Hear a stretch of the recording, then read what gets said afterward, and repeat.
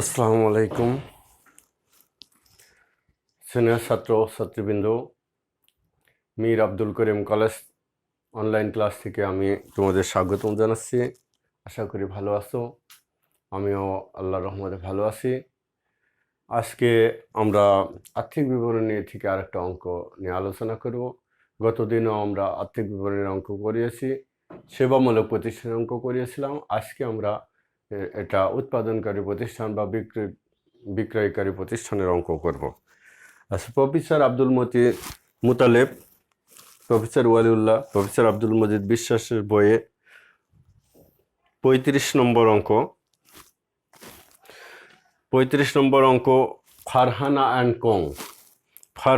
কং 2014 সালের 31 ডিসেম্বর সমাপ্ত বছরের রেয়ামিল নিম্নরূপ।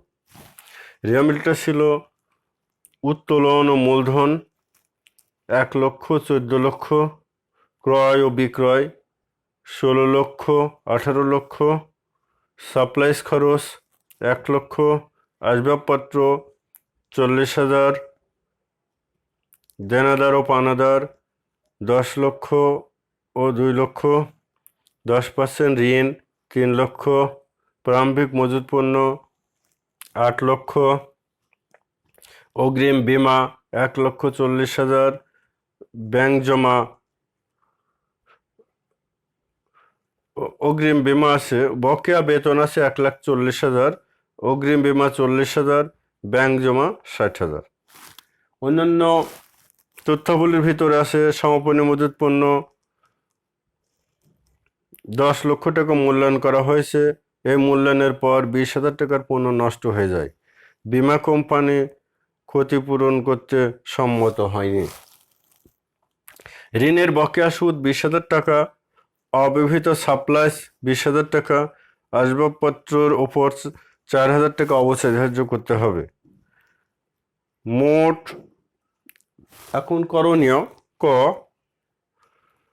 মোট অন্যান্য ও বা অপরিচালন খরচের পরিমাণ নির্ণয় করো। খরচ আর্থিক বিবরণীর যে ছক আমরা পড়েছিলাম, সে ছকে কয়েক রকমের খরচ পড়েছিলাম।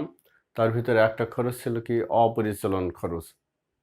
আচ্ছা, অপরিচালন খরচটা আমাদের ক নম্বরে আমাদের নির্ণয় করতে বলা আছে। ক,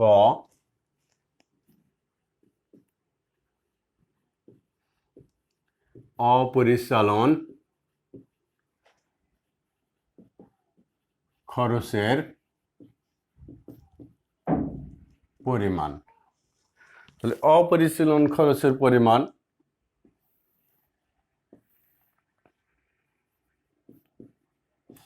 বিবরণ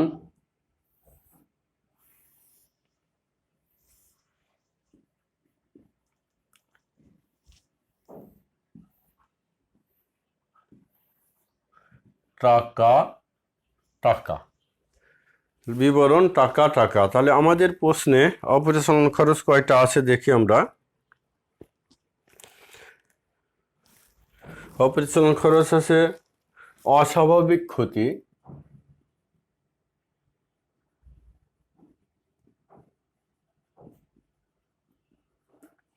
যেটা আগুনে বিনষ্ট হয়েছে 20,000 টাকা।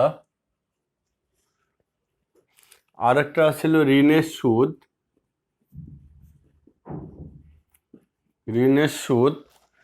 ঋণের সুদ ছিল কত?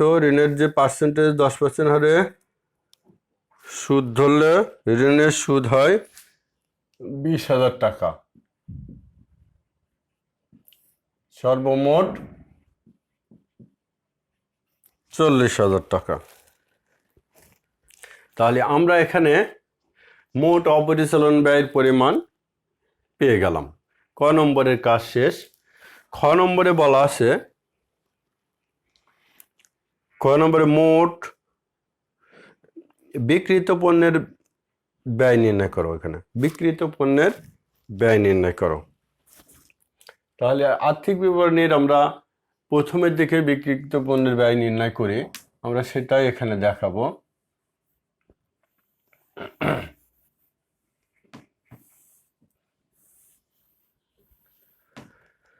খ,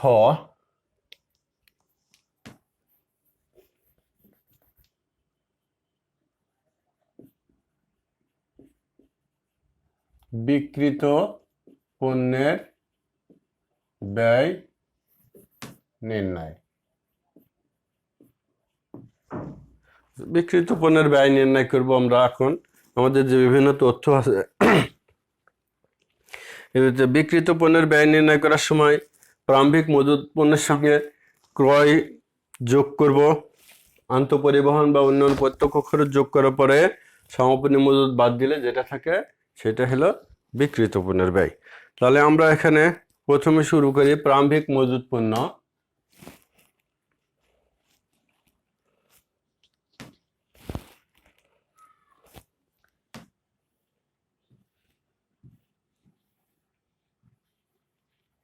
এখানে টাকার ঘর তিনটা।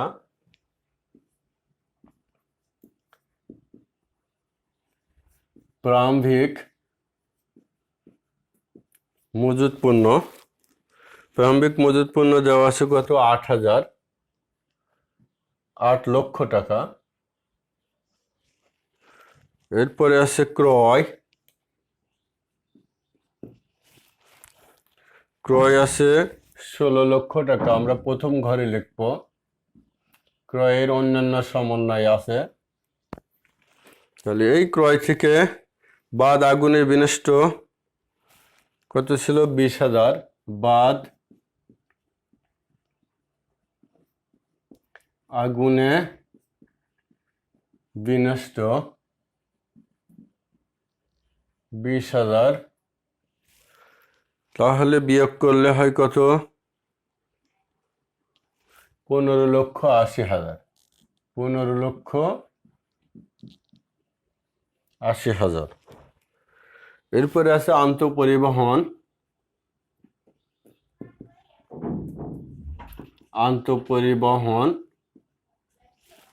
আন্তঃপরিবহন আছে 40,000।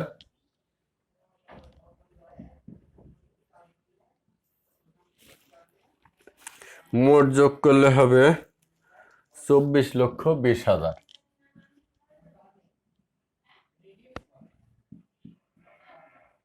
24,20,000 বাদ সমাপনী মজুত পণ্য। সমাপনী মজুত পণ্য ছিল আমাদের এখানে ছিল 10 লক্ষ, মাইনাস আগুনে বিনষ্ট বাদ চলে গেছিল কত? 20,000। তাহলে মোট 9,80,000। তাহলে এইটা আমরা বাদ দিলে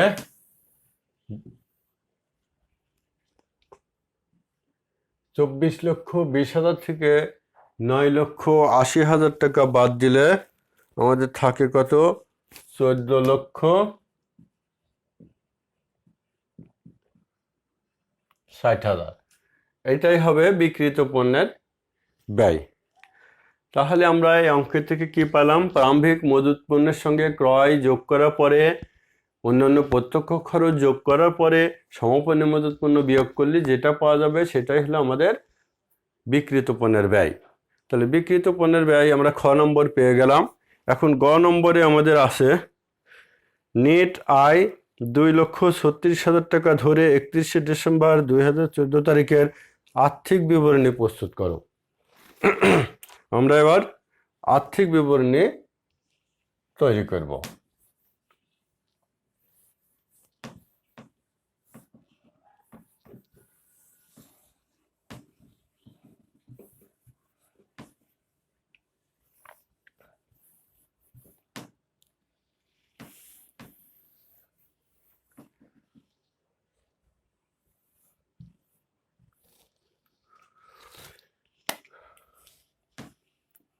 গ নম্বর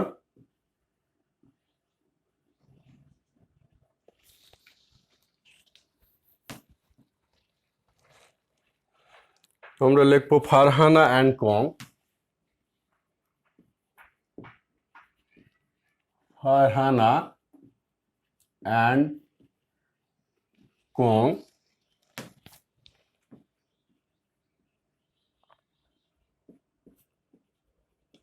আর্থিক বিবরণী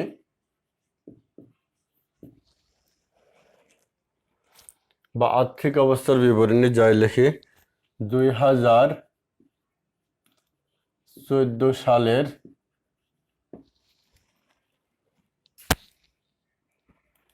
31শে ডিসেম্বর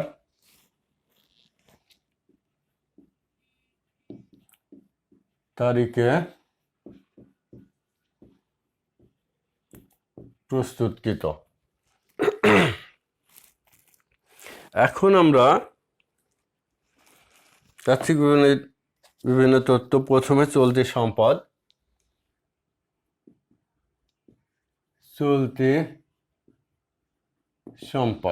চলতি সম্পদ কি কি আছে আমাদের প্রশ্নে আমরা দেখি। চলতি সম্পদে আছে ব্যাংক জমা 60,000, ব্যাংক জমা 60,000।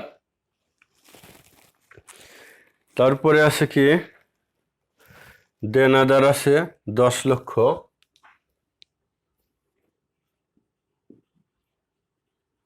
দেনাদার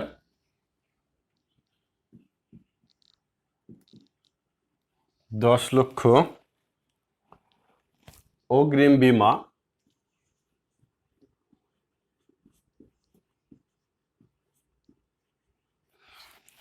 বীমা দেওয়া আছে কত 40,000।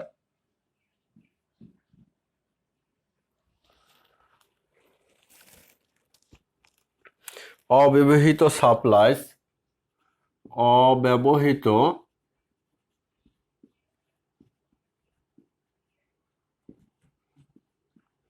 সাপ্লাইজ আছে কত 20,000।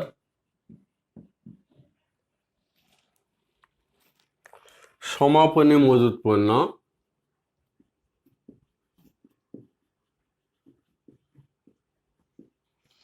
কত ছিল 80,000, সরি 80,000 না, 9,80,000।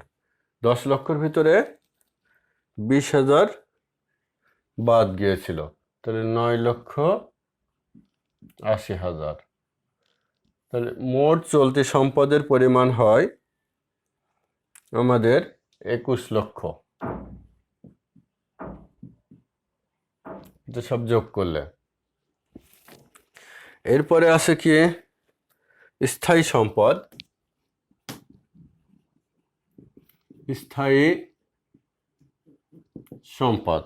স্থায়ী সম্পদের ভিতরে কি কি আছে? আসবাবপত্র আছে 1 লক্ষ,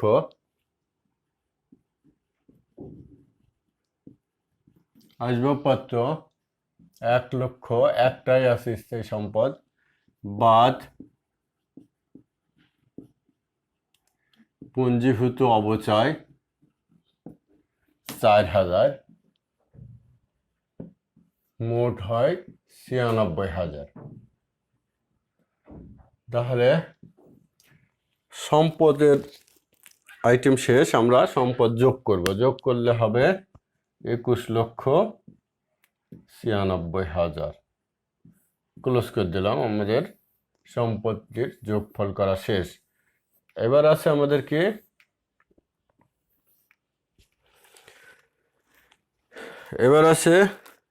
দায় ও মালিকানা সত্ত্ব। দায় ও মালিকানা সত্ত্ব। দায়ের ভিতরে কি কি আছে? চলতি দায়। প্রথমে চলতি দায়ের ভিতর পাওনাদার বকেয়া ঋণের সুদ, পাওনাদার বকেয়া ঋণের সুদ,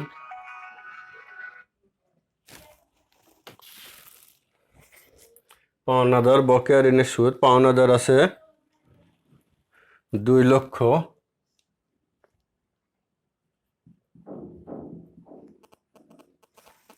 বকেয়া ঋণের সুদ আছে 20,000,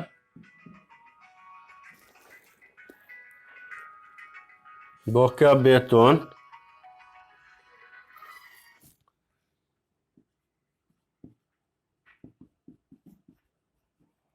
বকেয়া বেতন এটা আছে হলো 1,40,000। তাহলে আর কিছু নাই, মোট চলতি দায় হচ্ছে 3,60,000। দীর্ঘমেয়াদী দায়,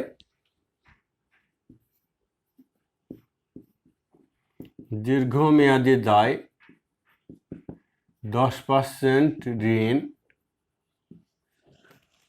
10% ঋণ দেওয়া আছে কত? 3 লক্ষ টাকা।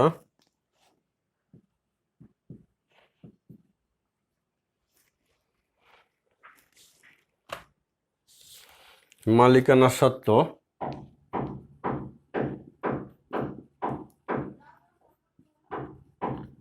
মালিকানা সত্ত্ব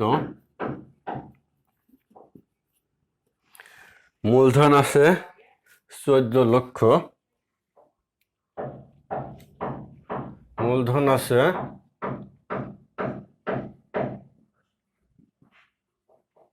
14 লক্ষ যোগ নেট আয়,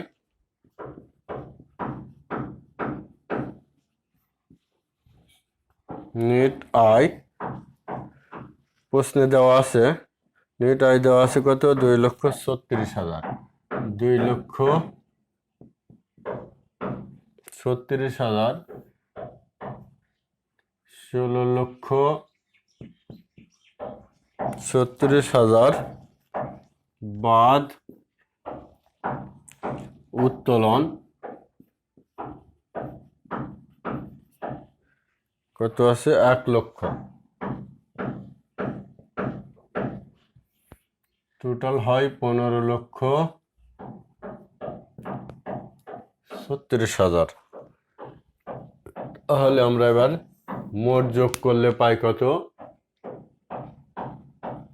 21,96,000। 21,96,000। তাহলে আমাদের অঙ্ক শেষ। যে স্নেহের ছাত্রছাত্রীবৃন্দ, তোমরা বাড়িতে অঙ্ক চর্চা করবে এবং দেখবে, এবং এই আর্থিক বিবরণী ফার্স্ট পার্ট এবং সেকেন্ড পার্ট 2 পার্টে আছে। তোমরা সেই অনুযায়ী একটু ভালো করে চর্চা করবে এবং তোমরা ঘরের ভিতরে থাকবে, এখন লকডাউন চলছে, সুস্থ থাকবে, নিরাপদে থাকবে, এই আশা ব্যক্ত করে আমি আমার আজকের ক্লাস শেষ করছি। আল্লাহ হাফেজ।